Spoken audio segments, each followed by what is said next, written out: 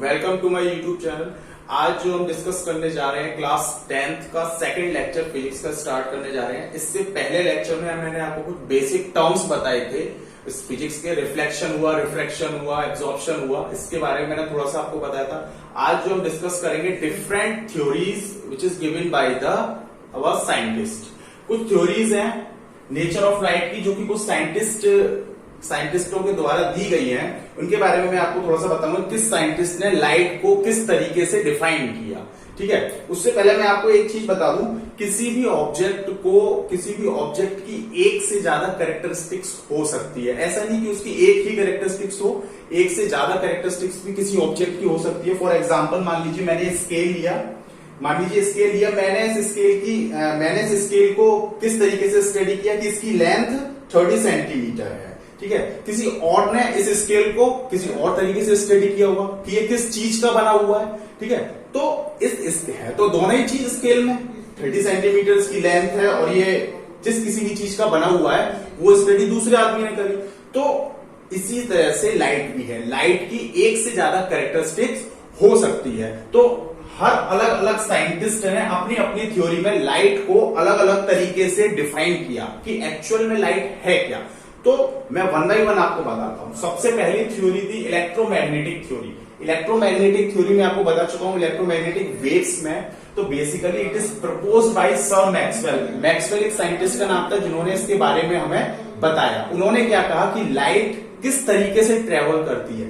तो according to him light is an electromagnetic waves. Light जो है इलेक्ट्रोमैग्नेटिक वेव्स है, उसकी डिफरेंट वेवलेंथ होती है, उसकी डिफरेंट फ्रीक्वेंसी होती है, ये मैं आपको बता चुका हूं। और उन्होंने क्या बताया, it is consisting of time varying electric and magnetic field. वो किसकी बनी होती है, इलेक्ट्रिक फील्ड भी होता है उसमें और मैग्नेटिक फील्ड भी होता है। और इलेक्ट्रिक फील्ड और मैग्नेटिक फील्ड दोनों ही perpendicular to the each other होते हैं। वो दोनों एक दूसरे के कैसे होते हैं, परपेंडिकुलर। मैं फिगर की हेल्प से आपको समझाता हूं। देखिए ये हो गया इलेक्ट्रिक फील्ड, ये हो गया मैग्नेटिक फील्ड। ठीक है, ये दोनों क्या है, एक दूसरे के परपेंडिकुलर 90 डिग्री के एंगल पे। And this is the direction of propagation, यानी कि स्पीड ऑफ लाइट। इन्होंने ये भी कहा था and both are perpendicular to the each other and also perpendicular to the direction of propagation. अब इलेक्ट्रिक फील्ड और मैग्नेटिक फील्ड हर जगह है हमारे नेचर में, पूरे यूनिवर्स में। ठीक है, तो इससे मैं क्या कह सकता हूं कि लाइट जो ट्रेवल करती है वो वैक्यूम में भी ट्रेवल करती है। क्यों ट्रेवल करती है, क्योंकि it consist of electric field and magnetic field and this is the direction of propagation. तो लाइट इस तरीके से मूव करती है। अगर इसको मैं आगे बढ़ाना चाहूं तो ये इस तरीके से जाएगी। देखिए ये हो गया इलेक्ट्रिक फील्ड और ये हो गया मैग्नेटिक फील्ड और ये हो गया डायरेक्शन ऑफ प्रोपगेशन सी। अब दूसरे फेज में ये हो जाएगा इलेक्ट्रिक फील्ड, ये हो गया मैग्नेटिक फील्ड और ये हो गया डायरेक्शन ऑफ प्रोपगेशन। तो इस तरीके से लाइट इस डायरेक्शन में इस तरीके से चलती चली जाती है according to the sir Maxwell. तो पहली थ्योरी में उन्होंने ये बताया। Second theory wave theory, it is very important theory. ये कभी कभी आपके एग्जाम में एक आध मार्क्स में ये क्वेश्चन पूछ लिया जाएगा कि वेव थ्योरी किसने दी है, क्वांटम थ्योरी किसने दी, इलेक्ट्रोमैग्नेटिक थ्योरी किसने दी या कॉर्पस्कुलर थ्योरी किसने दी। इस तरीके से एक आध क्वेश्चन एक आध मार्क्स का ऑब्जेक्टिव में आपके आ सकता है। तो वेव थ्योरी की अगर मैं बात करूं तो in the 17th century Huygens give the theory and according to him light travel in the form of waves. जो वेव थ्योरी थी वो हाइजेन ने दी थी। ये भी एक साइंटिस्ट थे, बहुत बड़े साइंटिस्ट थे। तो इन्होंने क्या कहा था, जो लाइट ट्रेवल करती है इन the form of waves travel करती है। फॉर एग्जाम्पल मैं आपको बताता हूं, मान लीजिए कोई एक तालाब है, उसमें अगर आप एक पत्थर फेंकते हो, तो आप क्या देखते हो, जहां पे आपने पत्थर फेंका है वहां से वेव्स क्रिएट होती हैं, वाटर की वेव्स क्रिएट होती है। और मान लीजिए आप किनारे पे खड़े हुए तो वो वेव्स आपकी तरफ आती है। ठीक है, वो वेव्स आपकी तरफ आ रही है, इसका मतलब क्या है, एनर्जी आपकी तरफ आ रही है। उस वाटर के पास पार्टिकल है यानी मास है, उसके पास वेलोसिटी है, और जिस ऑब्जेक्ट के पास मास होता है, वेलोसिटी होती है, दैट मीन उसके पास एनर्जी भी होती है। अब वो एनर्जी आपकी तरफ आ रही है, वो किस फॉर्म में, वो वेव्स की फॉर्म में है। या फिर आप समुद्र के किनारे अगर खड़े हुए हो तो समुद्र की वजह से पानी की वेव्स आती हैं, तो वो जो वेव्स हैं उनके पास भी मास है, वेलोसिटी है, दैट मीन्स उसके पास एनर्जी है। तो हाइजीन ने क्या बताया कि जो लाइट होती है वो भी वेव्स की फॉर्म में ही ट्रेवल करती है। सन से जो लाइट आती है, वो हमारे रूम के अंदर भी लाइट आ रही है, तो जो लाइट आती है वो किस फॉर्म में आती है? वेव्स की फॉर्म में आती है। ये हाइजीन ने अपनी थ्योरी में बताया। इस थ्योरी को मैं कहता हूं वेव थ्योरी। ठीक है। थर्ड थ्योरी होती है quantum theory. Quantum theory it is proposed by Einstein. Einstein ने हमें क्वांटम थ्योरी दी, और and according to him light is a bunch of energy. Light एक एनर्जी यानी पैकेट्स है, एनर्जी का एक पूरा बंडल है, और उस बंडल को मैं कहता हूं फोटोन। ठीक है, उस बंडल को मैं कहता हूं फोटोन। यानी कि मान लीजिए आपके रूम में बल्ब लगा हुआ है कोई, उस बल्ब में से आइंस्टाइन ने क्या बताया, छोटे से बल्ब से हमारा पूरा रूम दिख रहा है, पूरे रूम में उजाला हो रहा है छोटे से बल्ब से। तो इसका मतलब क्या, आइंस्टाइन ने हमें ये बताया था कि उस बल्ब में से क्या निकल रहे हैं, फोटोन्स निकल रहे हैं उस बल्ब में से। ठीक है, लाइट के फोटोन्स निकल रहे हैं, जो कि जहां भी वो पड़ते हैं रिफ्लेक्ट होते हैं, और वो चीज हमें दिखाई देने लगती है। ठीक है, तो ये हमें क्वांटम थ्योरी में आइंस्टाइन ने बताया, उसने फॉर्मूला भी दिया था, E is equal to H nu. E तो एनर्जी है, एच प्लैंक कांस्टेंट है, और न्यू इसमें फ्रीक्वेंसी है। अब जिस फ्रीक्वेंसी की लाइट होगी वही कलर हमें दिखाई देगा। अगर हमारे रूम में येलो कलर का बल्ब लगा हुआ है तो पूरा रूम में कैसे दिखाई देता है, येलो कलर दिखाई देता है, और उसकी भी कोई ना कोई फ्रीक्वेंसी होती होगी, येलो कलर की भी कोई ना कोई फ्रीक्वेंसी होती होगी। हर कलर की अपनी एक फ्रीक्वेंसी होती है। ठीक है, अगर व्हाइट कलर का बल्ब आपके रूम में लगा हुआ है तो रूम आपको कैसे दिखाई देगा, व्हाइट। क्यों? क्योंकि उसकी फ्रीक्वेंसी येलो वाले की फ्रीक्वेंसी से अलग है। तो ये हमें क्वांटम थ्योरी में आइंस्टाइन ने बताया। नेक्स्ट जो थ्योरी है वो है corpuscular theory, and this theory is given by the Newton. तो न्यूटन ने क्या कहा था, जो लाइट है वो एमिट होती है ल्यूमिनियस सोर्स से, वो वेटलेस ल्यूमिनियस सोर्स होते हैं, और जो लाइट होती है वो किस डायरेक्शन में करती है, स्ट्रेट लाइन में मूव करती है। जैसे कि मान लीजिए ल्यूमिनियस सोर्स सन है, सन से जो लाइट आ रही है वो स्ट्रेट लाइन में आ रही है। ये हमें किसने बताया था, न्यूटन ने।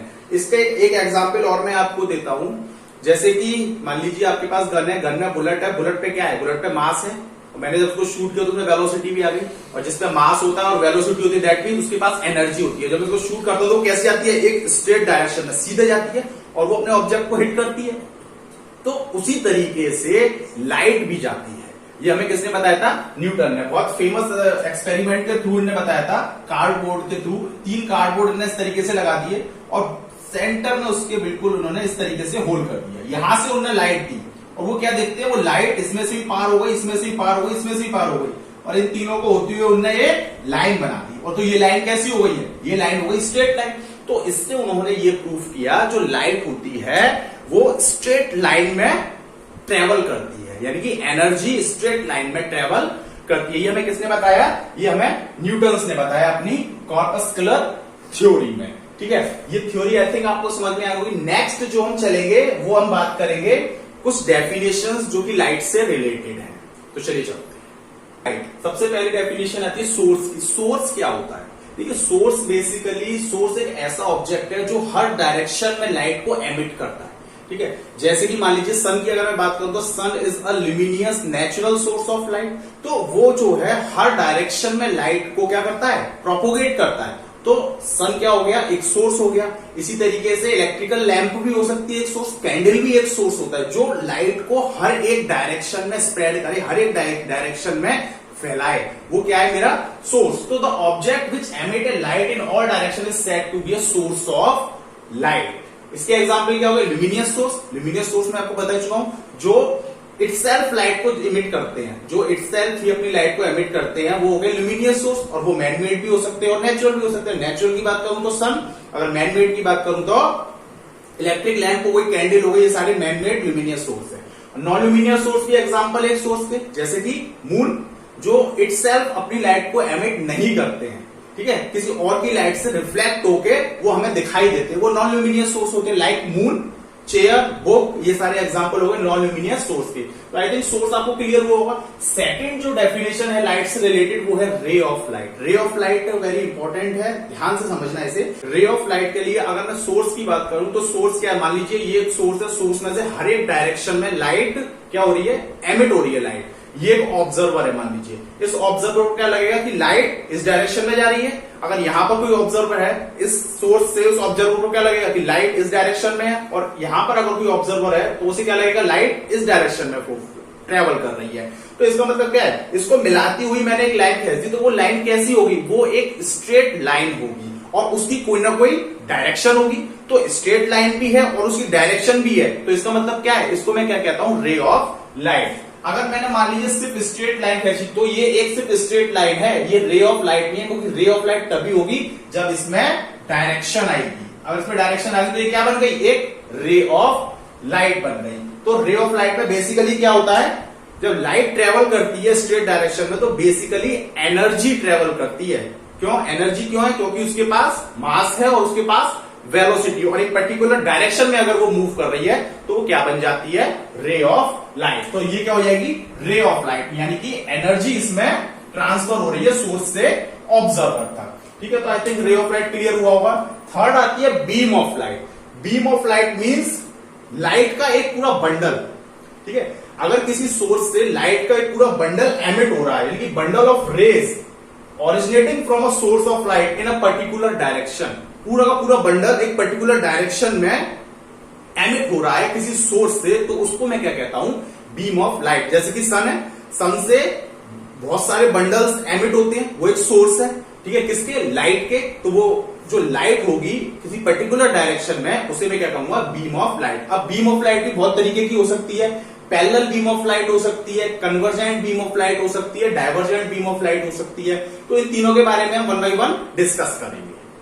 अब बात करें पैरेलल बीम ऑफ लाइट के बारे में। बीम ऑफ जो रेज होती है, बीम ऑफ लाइट होती है, तीन टाइप की होती है। सबसे पहली आती है पैरेलल बीम ऑफ लाइट, यानी कि पैरेलल बीम ऑफ लाइट क्या होती है, जो एक group of light rays parallel to each other. जैसे कि मान लीजिए कोई सोर्स से group of lights, group of rays आ रही हैं, ठीक है, अगर वो रेज एक दूसरे के पैरेलल है, पैरेलल का मतलब ये डिस्टेंस में डिस्टेंस सेम है, तो ये क्या हो जाएगी, एक दूसरे के पैरेलल हो जाएगी। तो उस रेस को मैं कहता हूं parallel beam of light. Means जैसे कि ये मुझे हाथ दिखाई दे रहा है, इस पे कोई ना कोई लाइट पड़ रही है, और वो लाइट कैसी होके आ रही है, वो लाइट पैरेलल होके आ रही है, यानी सन से जो लाइट आती है वो कैसी आती है, अर्थ पे बिल्कुल पैरेलल ही पड़ती है, तभी एक साथ मुझे ये पूरा हाथ दिखाई दे रहा है। अदरवाइज आधा दिखाई देता है अगर पैरेलल नहीं होती तो।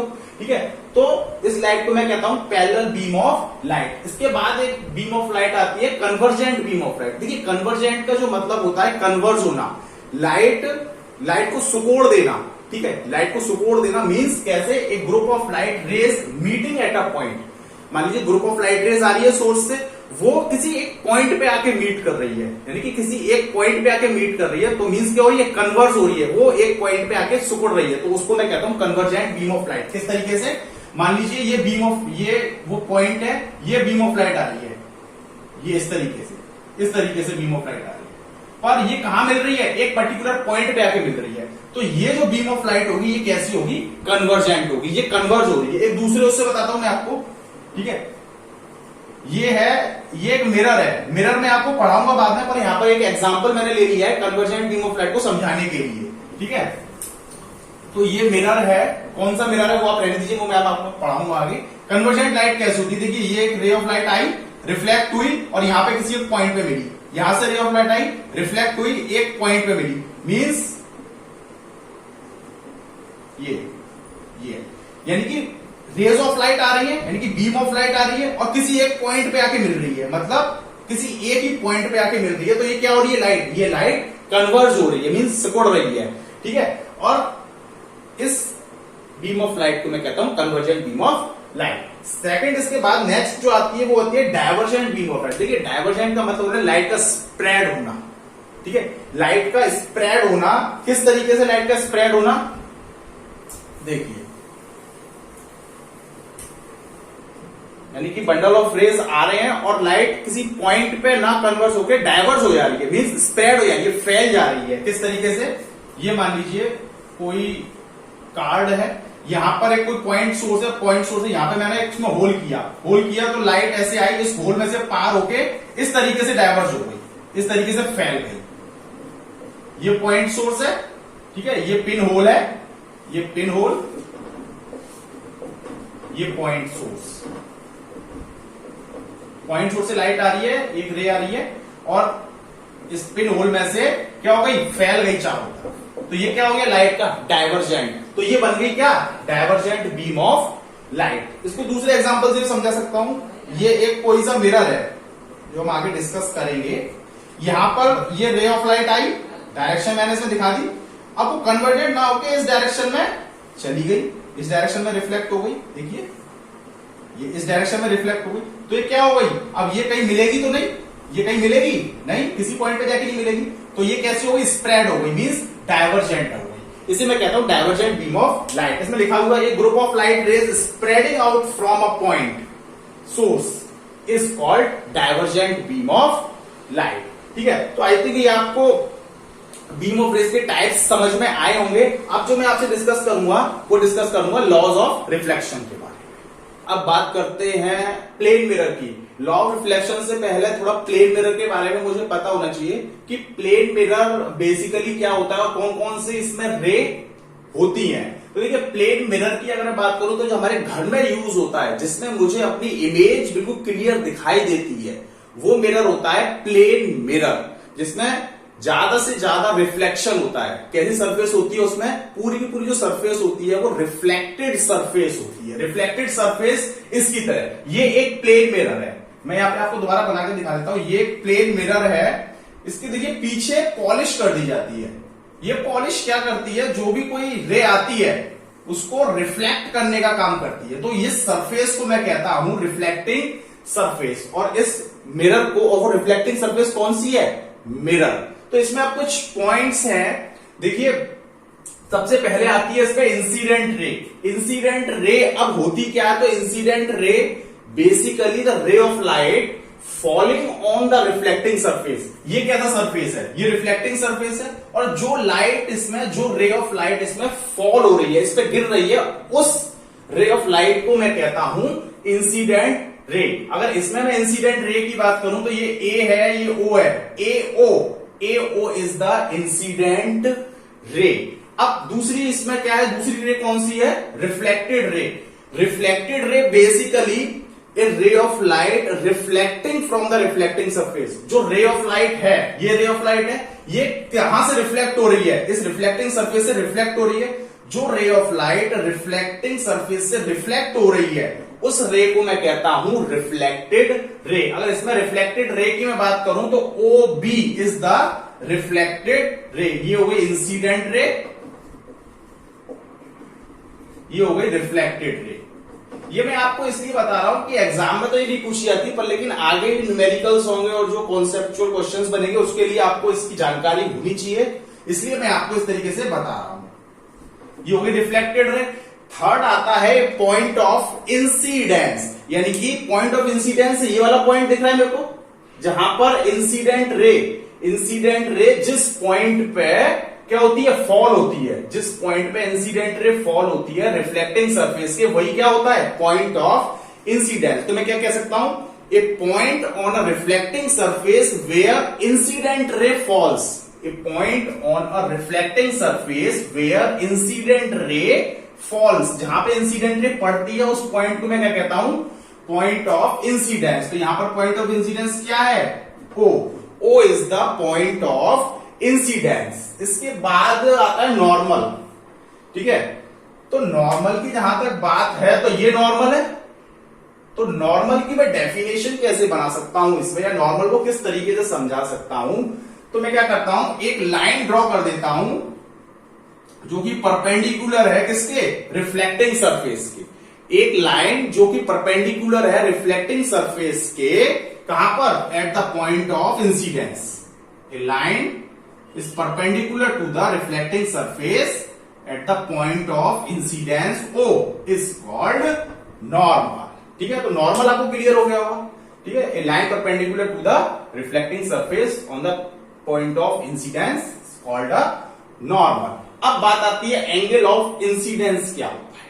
देखिए एंगल ऑफ इंसिडेंस बेसिकली जो एंगल इंसिडेंट रे, यानी कि ये इंसिडेंट रे और नॉर्मल के बीच बना हुआ एंगल, ये इंसिडेंट रे और नॉर्मल के बीच में बनने वाला एंगल, इसको मैं I मान लेता हूं, वो होता है एंगल ऑफ इंसिडेंस।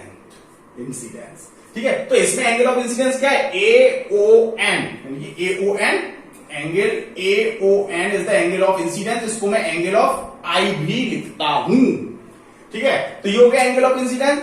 अब इसके बाद आता है एंगल ऑफ रिफ्लेक्शन। तो एंगल ऑफ रिफ्लेक्शन साफ आपको दिख रहा है, स्मॉल r यहां पे है एंगल ऑफ रिफ्लेक्शन, यानी कि जो एंगल रिफ्लेक्टेड रे और नॉर्मल के बीच में बनता है वो कौन सा एंगल होता है, एंगल ऑफ रिफ्लेक्शन, यानी कि the angle made between the reflected ray and the normal is called the angle of reflection. तो यहां पर एंगल ऑफ रिफ्लेक्शन क्या है, BON।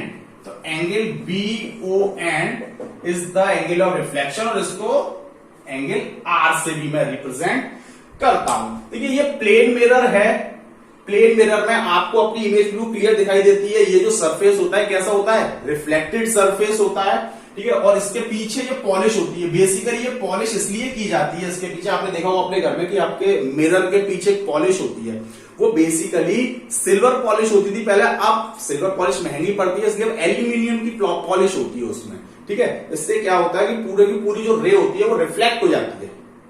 ठीक है, तो ये तो बेसिकली प्लेन मिरर होता है। और आगे मैं आपको जब प्लेन मिरर से किस तरीके से लाइट रिफ्लेक्ट होती है, कहां इमेज बनती है, कैसी इमेज बनती है, ये हम आगे डिस्कस करेंगे। यहां पर प्लेन मिरर आपको सिर्फ इतना ही समझना है कि कौन सी रे इंसिडेंट होती है, कौन सी रे रिफ्लेक्टेड होती है, एंगल ऑफ रिफ्लेक्शन क्या होता है, एंगल ऑफ इंसिडेंस क्या होता है, पॉइंट ऑफ इंसिडेंस क्या होता है, रिफ्लेक्टिंग सरफेस कौन सा होता है। तो ये प्लेन मिरर के बारे में आपको थोड़ी जानकारी मिल गई होगी। अब मैं बात करता हूं लॉ ऑफ रिफ्लेक्शन की। तो लॉ ऑफ रिफ्लेक्शन, तो लॉ ऑफ रिफ्लेक्शन में सबसे पहला लॉ क्या कहता है कि angle of incidence is equal to angle of reflection, यानी कि एंगल ऑफ इंसिडेंस क्या है I, एंगल ऑफ रिफ्लेक्शन क्या है R। ये दोनों क्या है, बराबर है। तो angle AON is equal to angle BON, ये होते हैं, यानी कि angle I is equal to angle R। ठीक है, तो सबसे पहला लॉ क्या कहता है कि angle of incidence is equal to होना चाहिए एंगल ऑफ रिफ्लेक्शन, आपको साफ दिख रहा है, नॉर्मल बीच में गया है, AON जो कि एंगल I है और BON जो कि एंगल R है, ये दोनों इक्वल है। तो पहला रिफ्लेक्शन का लॉ क्या कहता है कि angle of incidence equal to angle of reflection होता है। ये आगे बहुत यूज होगा, बहुत इंपॉर्टेंट है। सेकंड लॉ क्या कहता है, द इंसिडेंट रे यानी कि AO and the reflected ray यानी कि OB एंड द नॉर्मल यानी कि ON at the point of incidence यानी कि O पे all lies in a same plane. ये देखिए ये प्लेन एक ही है, एक ही प्लेन है, इसी पे इंसिडेंट रे है, इसी पे नॉर्मल है, इसी पे रिफ्लेक्टेड रे है और इसी पे पॉइंट ऑफ इंसिडेंस है। तो सेकंड लॉ ऑफ रिफ्लेक्शन क्या कहता है, incident ray, reflected ray and the normal at the point of incidence all lies in the same plane, सभी सेम प्लेन पे लाई करने चाहिए, तभी जो एंगल ऑफ इंसिडेंस है एंगल ऑफ रिफ्लेक्शन के बराबर होगा और सभी सेम प्लेन पे लाई कर रहे हैं। तो ये सेकंड रूल, सेकंड लॉ है किसका, रिफ्लेक्शन का। अगर मैं रेज की बात करता हूं तो जो रेज होती है वो एक रे नहीं आती है, वो बंच ऑफ रेज में आती है, मतलब बहुत सारी millions of trillions of rays आती हैं किसी भी ऑब्जेक्ट से। मान लीजिए सन की अगर मैं बात करूं तो सन से जो लाइट आती है यहां पर हमारे पास, वो रेज, जो रेज होती हैं वो पैरेलल रेज होती हैं और millions of trillions of rays एक साथ आती हैं, यानी कि वो रेज कैसी होगी, पैरेलल रे। अगर मैं प्लेन मिरर की बात करूं, अगर प्लेन मिरर की बात करूं तो जो रेज आएंगी वो कैसी आएंगी, प्लेन मिरर पे पैरेलली रेज आएंगी और एक साथ बहुत सारी रेज आएंगी। और मिरर क्या करता है, उसको रिफ्लेक्ट करेगा। क्यों, क्योंकि मिरर का सरफेस प्लेन सरफेस है, वो उसको रिफ्लेक्ट करेगा और इसमें एंगल ऑफ इंसिडेंस बराबर एंगल ऑफ रिफ्लेक्शन हो जाएगा, जैसा मैंने आपको लॉ ऑफ रिफ्लेक्शन में बताया। तो ये डिपेंड करता है सरफेस पे कि वो रिफ्लेक्ट करेगी, रिफ्रैक्ट करेगी या उसको एब्सॉर्ब करेगी। ठीक है, तो रिफ्लेक्शन में मैक्सिमम क्या होता है, रेस का रिफ्लेक्शन आता है और एक से ज्यादा रेस पैरेलली किसी भी सरफेस पे पड़ती है। तो ये तो हो गया रिफ्लेक्शन, जो मैं आपको पहले बता चुका हूं कि रिफ्लेक्शन में क्या होता है, रिफ्रैक्शन में क्या होता है और एब्जॉर्प्शन में क्या होता है। अब यहां बात करेंगे हम टाइप्स ऑफ रिफ्लेक्शन के बारे में। ठीक है, टाइप्स ऑफ रिफ्लेक्शन में रिफ्लेक्शन के टाइप्स दो तरीके के होते हैं। सबसे पहला होता है रेगुलर रिफ्लेक्शन, दूसरा होता है इररेगुलर रिफ्लेक्शन। तो रेगुलर रिफ्लेक्शन को समझने के लिए, रेगुलर रिफ्लेक्शन की अगर मैं बात करूं तो जिस सरफेस में, ये डिपेंड करता है किस पे, सरफेस पे। मान लीजिए ये रिफ्लेक्टिंग सरफेस है, ये कोई रिफ्लेक्टिंग सरफेस है और ये कोई ऑब्जेक्ट है और यहां से मैं अपनी आईज से इस सरफेस में इसको देखना चाहता हूं तो क्या होगा, यहां से पैरेलली रेज आएंगी। मैंने क्या कहा, एक रेज नहीं आती है, पैरेलली बहुत सारी रेज आती है, मिलियंस और ट्रिलियंस में रेज आती है। और ये पूरी की पूरी क्या होगा, इस तरीके से, मैं दोबारा बना देता हूं उसको।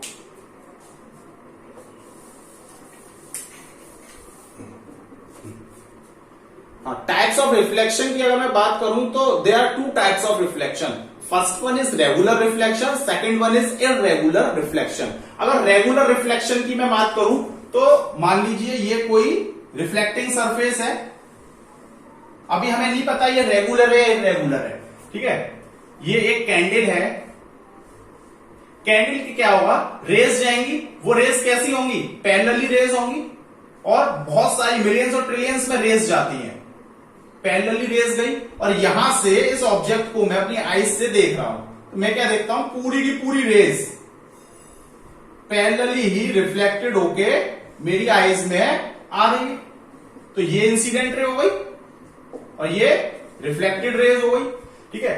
अब मैं क्या देखता हूं कि मुझे जो कैंडल है इस सरफेस में दिखाई देती है, पूरी की पूरी सरफेस में दिखाई देती है, ठीक है।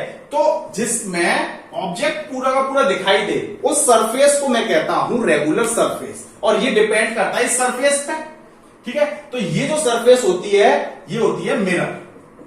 इसका एग्जांपल होता है मिरर। मिरर में जब आप अपना चेहरा देखते हो तो क्या होता है, आपको पूरा का पूरा अपना चेहरा दिखाई देता है, यानी कि जो रेज आपकी आईज से गई, उस मिरर वाले सरफेस ने उस रेज को रिफ्लेक्टेड बैक होके सीधे आपकी आईज पे ही दिया, ठीक है। रिफ्लेक्टेड बैक होके आईज में ही दिया। इसका मतलब क्या है, वो डिपेंड करता है उस सरफेस पे। अगर वो एक रेगुलर सरफेस होगी तो पूरी की पूरी रेज दोबारा से रिफ्लेक्ट होके आपकी आईज में आ जाएगी। देखिए पैरेलली रेज गई, पैरेलली रिफ्लेक्ट होके आपकी आईज में आ गई, और आपको क्या हुआ, आपको ये कैंडल इस मिरर में बड़ी आसानी से दिखाई देने लगी, ठीक है। तो इस तरीके के सरफेस को मैं कहता हूं रेगुलर सरफेस, और इस तरीके के रिफ्लेक्शन को मैं कहता हूं रेगुलर रिफ्लेक्शन।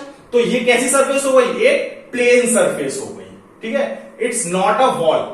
अगर वॉल में आप अपना चेहरा देखते हो तो आपको अपना वॉल में चेहरा नहीं दिखाई देता है, क्यों, क्योंकि वो एक रेगुलर सरफेस नहीं है, ठीक है। तो रेगुलर सरफेस का एग्जांपल क्या हो गया, मिरर, ठीक है। और अगर आप उसको माइक्रोस्कोप की हेल्प से देखोगे उस सरफेस को, मान लीजिए इतनी सरफेस से रिफ्लेक्शन हो रहा है, इसको माइक्रोस्कोप की हेल्प से देखोगे तो आपको इस तरीके से प्लेन सरफेस दिखाई देगी, जो कि ऑप्टिकली प्लेन सरफेस में कहता हूं रेगुलर सरफेस को। ऑप्टिकली प्लेन सरफेस कह लो, या प्लेन सरफेस कह लो, या रेगुलर रिफ्लेक्शन सरफेस कह लो। तो इसका एग्जांपल क्या हो गया, रिफ्लेक्शन फ्रॉम मिरर जो होता है वो कैसा रिफ्लेक्शन होता है, रेगुलर रिफ्लेक्शन। इसकी डेफिनेशन देखो, reflection of light from a mirror और a smooth surface is called a regular reflection. अब मैं बात करता हूं इररेगुलर रिफ्लेक्शन की। अगर इररेगुलर रिफ्लेक्शन की बात करता हूं तो ये भी डिपेंड किस पे करेगा, सरफेस पे, कि सरफेस किस टाइप का है, ठीक है। इसी तरीके से मान लीजिए मैंने बनाई कैंडल, और इसकी जो इमेज है मैं अपनी आईज से देखना चाहता हूं, तो रेस तो गई पैरेलली, बट अब क्या हुआ, ये रेज इस तरीके से आ गई, रिफ्लेक्ट होके इस तरीके से हो गई। तो क्या अब मुझे ये कैंडल इसमें दिखाई देगी, नहीं दिखाई देगी, क्यों, क्योंकि रेज क्या हो गई, स्प्रेड हो गई, रेज स्प्रेड हो गई। तो मुझे क्या दिखाई देगी, मुझे ये वॉल ही दिखाई देगी। तो यहां पर ये जो इस तरीके का जो सरफेस होगा वो कैसा सरफेस होगा, इररेगुलर, जिसमें मुझे ऑब्जेक्ट दिखाई ना दे। अगर इसको मैं किससे देखता हूं, अगर इसको मैं माइक्रोस्कोप से देखता हूं, इसको मान लीजिए इतने सरफेस को, ये इतने सरफेस को मैं माइक्रोस्कोप से देखता हूं, तो मुझे ये सरफेस किस तरीके से दिखाई देता है, इस तरीके से दिखाई देता है, ठीक है। अगर मैं वॉल की बात करूं तो वॉल में वो प्लेन तो दिखाई दे रही है, पर वो रेगुलर सरफेस नहीं है। अगर वो रेगुलर सरफेस होती, रेगुलर रिफ्लेक्टिंग सरफेस होती, तो मैं वॉल में अपना चेहरा देखता तो मुझे क्लियर अपना चेहरा दिखाई देता। अगर मैं बात करूं ये एक रेगुलर सरफेस है, तो नहीं, ये रेगुलर सरफेस नहीं है, क्यों, क्योंकि देखिए मुझे इसमें अपना चेहरा दिखाई नहीं दे रहा है। It is not a regular surface, board is not a regular surface.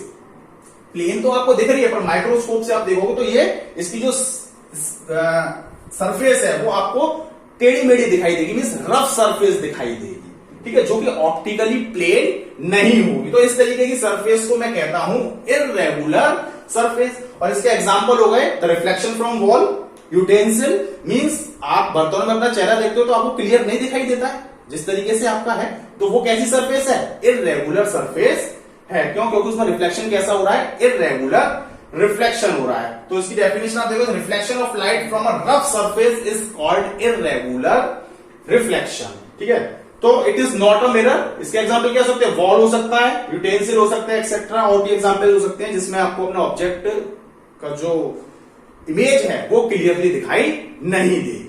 तो आई थिंक आपको ये समझ में आया होगा। तो नेक्स्ट लेक्चर में मैं आपसे डिस्कस करूंगा मिरर के बारे में, टाइप्स ऑफ मिरर के बारे में, स्पेरिकल मिरर से रिफ्लेक्शन किस तरीके से होता है। तो आज के लिए इतना ही। Thank you so much for watching this video.